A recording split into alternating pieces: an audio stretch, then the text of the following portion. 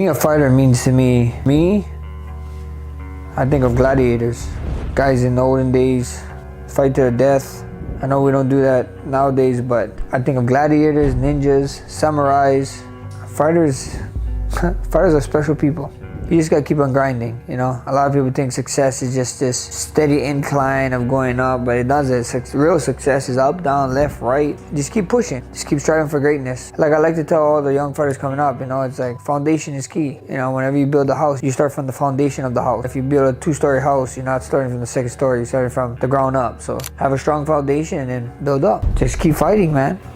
Just keep fighting. The more fights, the better. Don't sit around. Don't wait for things to happen. If you want something, go make it happen. Go out there and get the job done. I just saw a lot of people like supposed to be greater things, just drugs and just other stuff. Like most of them is stood at home. I stood to see them around town when I'm around town and working a job they don't like, talking about the days when they was in high school and they did certain stuff. And I always told myself that's not gonna be me. And with drugs too, I was like, this ain't gonna stop me. You know, like I was telling everybody when I was graduating, I was like, I'm gonna be a UFC champion. And he came home and I was graduating high school that day. And I was on his computer playing games. And he was like, you graduate, what you gonna do now? I looked at him, I was like, I'm gonna be a UFC fighter. And he did this laugh. Ha!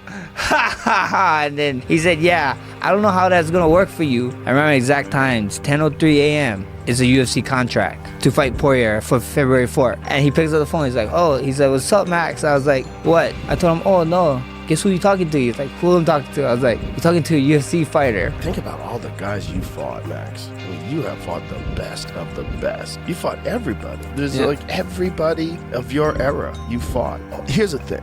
At 55, you look fantastic. You look bigger. You look stronger. Heavyweight, Francis Ngannou. Actually to fight him. Bring it on, brother. Think I care? That's why me and you guys are different. You know, your guys' limit is the sky. I'm reaching for the stars. I'm reaching for other universes. So, but like I said, we're not the same. All I gotta say, I'm him. I'm him, guys. There's an El Matador.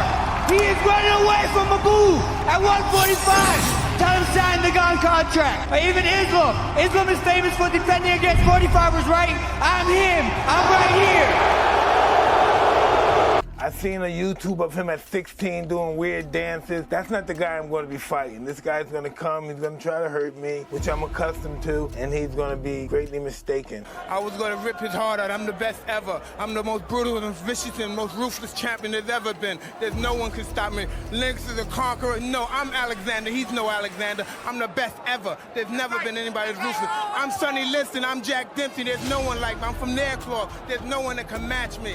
My style is impetuous.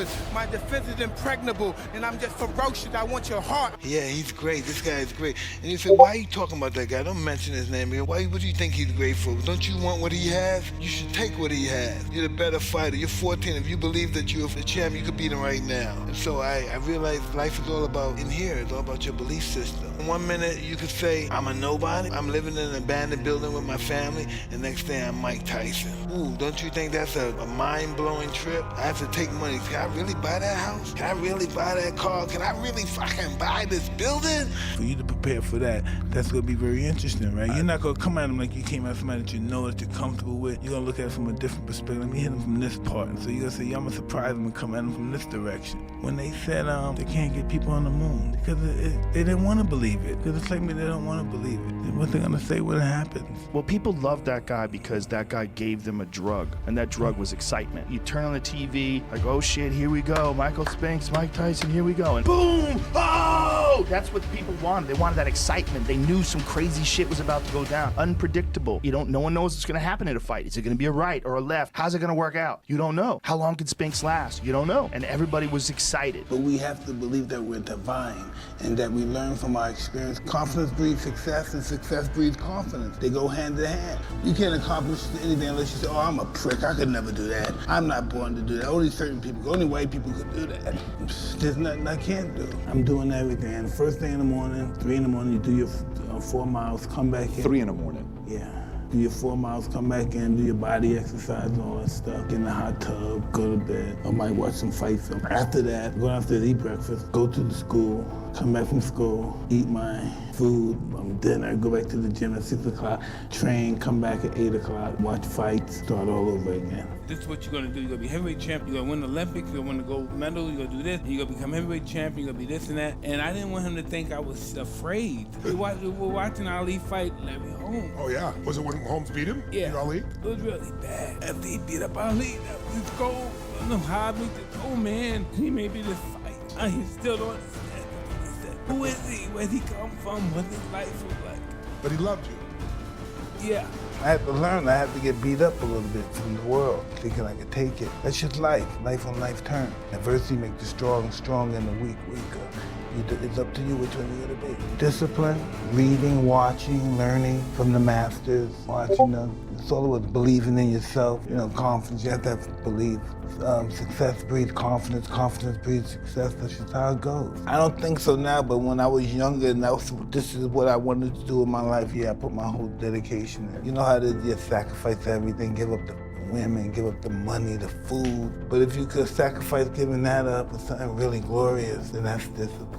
People don't, sometimes when God wants to get in your chest, check you, he gives you everything you want. And I wasn't ready to handle everything I wanted. The best thing that ever happened to me is my mother passed away. Forgive me for saying that. No. That inspired me to really accomplish my goal. So you did a lot of what you did in your career for her? Absolutely.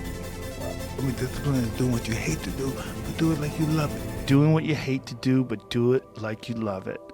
That is a great quote. Mm-hmm. At practice or when I'm training or during games, I switch my mind to something else. Maximus, Decimus Meridius, and Gladiator, picking up the dirt, smelling the dirt, it's go time. So that was my mental switch. It was like an actor getting ready for a film. You gotta put yourself in that cage. When you're in that cage, you are that character. And then when you leave there, it's something completely different. But when I'm in that cage, bro, don't fucking touch me, don't talk to me. And from there, I just went to work. I stayed with it, and I kept practicing. I think that's when the idea of understanding a long-term view became important, because I wasn't gonna catch these kids in a week. I wasn't gonna catch them in a year, right? So that's when I sat down and said, okay, this is gonna take some thought. All right, shooting, all right, let's knock this out. Let's focus on this half a year, 6 months, do nothing but shoot. After that, all right, creating your own shot. When I came back the next summer, I was a little bit better. And then the next summer I came back, I was a little better. And then 14 came around, and then I was just killing everyone. And it happened in 2 years. And I wasn't expecting it to happen in 2 years, but it did, because what I had to do was work on the basics and the fundamentals, while they relied on their athleticism and their natural ability. And because I stick to the fundamentals, it just caught up to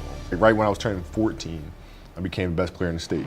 The best version of yourself. That's what the mentality means. It means every day trying to become better. And it's a constant quest. It's an infinite quest. So starting at the age of 2, when I first started playing the game, and on and on and on, I always ask questions. I always try to get better every single day. If your job is to try to be the best basketball player you can be, to do that, you have to practice, you have to train. You want to train as much as you can, as often as you can. So if you get up at 10 in the morning, train at 12, train for 2 hours, 12 to 2, you have to let your body recover. So you eat, recover, whatever. You get back out, you train, start training again at 6. Train from 6 to 8, and now you go home, you shower, you eat dinner, you go to bed, you wake up, you do it again, right? Those are 2 sessions. Now imagine you wake up at 3, you train at 4. You go 4 to 6, come home, breakfast, relax, blah, blah, blah. Now you're back at it again, 9 to 11, you relax, and now all of a sudden you're back at it again, 2 to 4, and now you're back at it again, 7 to 9. Look how much more training I have done by simply starting at 4. And so now you do that, and as the years go on, the separation that you have with your competitors and your peers just grows larger and larger and larger and larger and larger. And by year 5 or 6, doesn't matter what kind of work they do in the summer, they're never going to catch up because they're 5 years behind.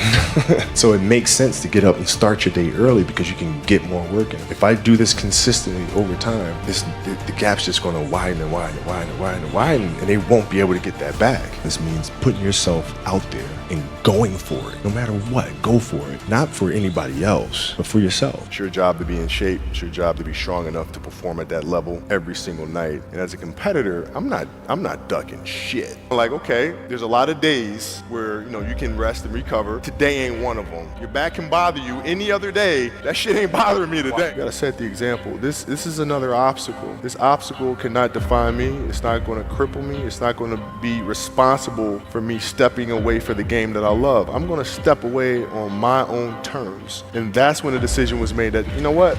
I'm doing it. because if you're man, you have to be strong. I realized father is my like real friend when I was 15, 16. Before that, I was thinking like, okay, why this guy pushed me too much training, this, wrestling with the bears, like animals, like doing all this stuff. And I was competing in all sports, amateur, freestyle wrestling, Greco-Roman, grappling, combat sambo. Like I was competing in everywhere. When I become like 15, 16, I become like very close with father. I realized like his system, I understand what he wants from me. I understand like everything, and we become like very close. All my life, I have schedule, I have rules, I have discipline. For me, it's all about numbers, I have to do most of them, like all things like on time. When we was living in village, my father opened a gym, first gym in our house, and he began train guys from village, I was like 3 or 4 years. All my life, I was training by my father. No day off, I remember like all my life, I was in the gym. And from that point, and of course, father teach me like my religion, father teach me discipline, rules. Number one things, it was respect. You have to respect gym, you have to respect coaches, you have to respect your sparring partners, you have to respect all people. You cannot fight in the street because you know how to hurt people. It was like all about respect, And when somebody tried to like bully me or disrespect me, and this is not good idea, I think. But I grew up with my brothers. They all was training. It was like big experience to growing in Dagestan, like between like 13 and 20th. I remember it was like too much fight in street. And when I was like 17 or 18, like I realized I can really hurt people. And I remember like father told me like, you cannot fight in street because I teach you all life how to become world champion. And when you become 18, 19, when you can hurt people, you have to control yourself. It's very dangerous. This is almost same thing like gun. You have gun and you have to control yourself. First day I signed UFC, in my mind I was UFC champion. Like it was no way somebody can stop me. And father always told me only one thing can stop you if like I think it's like lucky punch. Otherwise, if you not gonna stop train like you train now, if you're gonna still focus, I don't think somebody can stop you because you can wrestle, you can punch, you can do all these things all night. You have good conditioning, you have big heart. I think you can become world champion, just you have to be focused. A lot of people forget about why I retired. Not because I become old. It was because I lost my father because he passed away, and I don't want to do this without him. We spend time home, gym, when we travel, like training camps. We was together everywhere. He was very straight, very disciplined. He don't care your son, your nephew, your student. For him, inside the gym, everybody was same. He don't really care. If someone make mistake, go out. And very good heart, like big heart. Very good views, how he watched the life. Right now, I'm a little bit, I understand what he was doing before when he was young, Now I understand. He make me always stay busy. Even if I don't have to do nothing, he just find me something, but he don't give me time. I'm like, why I have to do this? But now I understand, because for young guys, when you're like 15, 16, you have so much energy, and if you get some free time, it's gonna be bad for you, My father always make me busy,